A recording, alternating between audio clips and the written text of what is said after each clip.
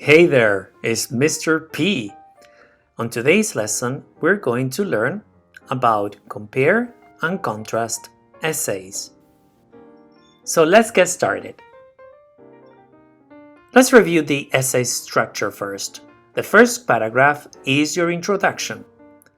Your second paragraph, third and fourth, if you have, is your body. And your last paragraph will be the conclusion. This is what it looks like. In your introduction, you're going to put your attention getter, your hook, then your background information, and then finally your thesis. In your body or bodies, you need to emphasize the main point, your topic. Then you need to connect to the thesis, and then you need to conclude your body paragraph or paragraphs. Your last paragraph would be your conclusion. This is where you restate your thesis and you summarize your argument. You can close your conclusion by giving an opinion, a suggestion, or a prediction. Now that we reviewed the essay structure, let's start with today's lesson. Let's take a look at the overview first. To compare is to examine how things are similar, while to contrast is to see how they differ. A compare and contrast essay, therefore, looks at the similarities of two or more objects and the differences. So let's look at how a teacher would ask you to write a compare and contrast essay. So this is the first example. Compare and contrast Newton's ideas of gravity with those proposed by Einstein. Here, the teacher asked you to compare and contrast. So that means you need to write a compare and contrast essay. Whereas on the second example, examine how the economies of Spain and China are similar. Here we have the keyword similar. So that means your teacher would like you to write only a compare essay.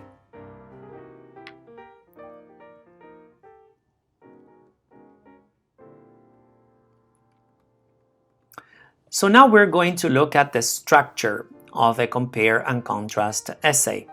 We have the block structure and point-by-point structure. So let's look at them separately. Let's look at the block structure first. All of the information about one of the objects being compared or contrasted is given first, and all the information about the other object is listed afterwards. This type of structure is similar to the block structure used for cause and effect and problem solution essays. This structure is easier to write. So it would look something like this. First paragraph, introduction. Then your body. In your body you have object 1, point 1, object 1, point 2, object 1, point 3. Then you have your transition sentence or transition paragraph. Then you have object 2, point 1, object 2, point 2, object 2, point 3. And then you will have your conclusion paragraph. Instead, if you want to write a point-by-point structure, each similarity or difference for one object is followed immediately by the similarity or difference for the other. This structure is generally clearer, as it ensures that the similarities or differences are more explicit. So it would look something like this. The first paragraph, as always, would be your introduction. Then inside your body, you will have your point 1 with object 1, object 2. Point 2, object 1, object 2. Point 3, object 1, object 2. Then you will have your conclusion paragraph.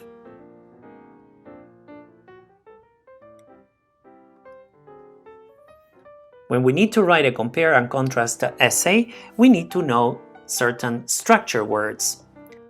Compare and contrast structure words are transition signals which show the similarities or differences. Below are some common examples.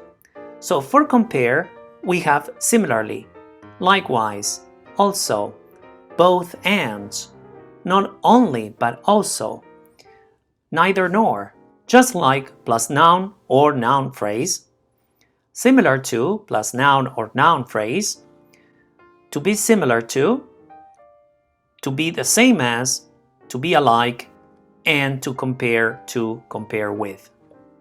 Let's look at some examples then. Computers can be used to communicate easily, for example via email. Similarly or likewise, the mobile phone is a convenient tool for communication. Here we have similarly or likewise. So here we compare computers with mobile phones. Our second example, both computers and mobile phones can be used to communicate easily with other people. Both ends. Again, we are comparing computers and mobile phones. Third example, just like the computer, the mobile phone can be used to communicate easily with other people. Here instead we used just like. On our last example, the computer is similar to the mobile phone in the way it can be used for easy communication. So here we chose to use to be similar to. Now let's look at contrast structure words. So for contrast, you would use words such as however, in contrast, in comparison, by comparison, on the other hand, while, whereas, but, to differ from, to be different from, to be dissimilar to, and to be unlike. Let's just take a look at some examples. Computers, although increasingly small, are not always easy to carry from one place to another. However, the mobile phone can be carried with ease. Here we use the structure word however. The second example, computers are generally not very portable, whereas the mobile phone is. So whereas here we used it to contrast computers and mobile phones again. Let's just take a look at the third example.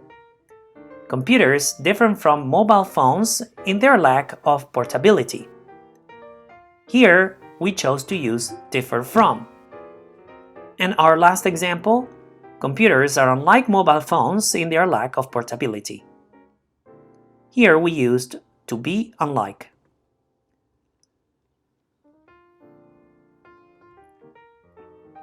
Let's just take a look at the criteria for comparison and contrast.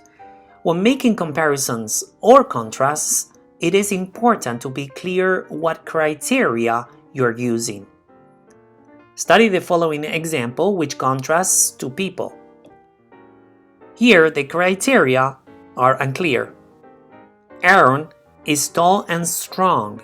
In contrast, Bruce is handsome and very intelligent.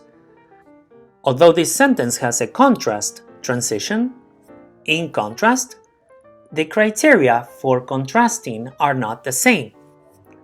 The criteria used for Aaron are height, which is tall, and strength, strong. We would expect similar criteria to be used for Bruce. Maybe he's short and weak. But instead we have a new criteria, namely appearance, handsome, and intelligence, intelligent. Let's compare the following, which has much clearer criteria. Contrast structure words shown in bold and underline. Aaron and Bruce differ in 4 ways. The first difference is height. Aaron is tall, while Bruce is short. A second difference is strength. Aaron is strong. In contrast, Bruce is weak. A third difference is appearance. Aaron, who is average looking, differs from Bruce, who is handsome. The final difference is intelligence. Aaron is of average intelligence. Bruce, on the other hand, is very intelligent. So in this paragraph, you can see how we use contrast structure words to show the differences between Aaron and Bruce.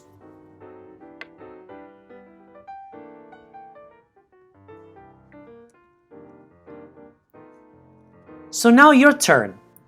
Let's practice. Write if the sentences compares or contrasts. Number 1. Ella had her hair done in style similar to mine. Number 2. That bike is the same color as our car. Number 3. I got an A in math, and I'm doing well in other classes too. Number 4. I ordered steak. However, I was served chicken. Number 5. That story resembles one I read a year ago. Number 6. Hank is 6 feet tall. However, his brother is only 5 feet. Number 7. I eat meat, whereas my parents are vegetarians. Pause your video and write your answers. So now that you have your answers, here's the key. So number 1, we use the word similar, so it compares. Number 2, we used the word same. Again, it compares. Number 3, we used the word to. It compares again. Number 4, we used the word however.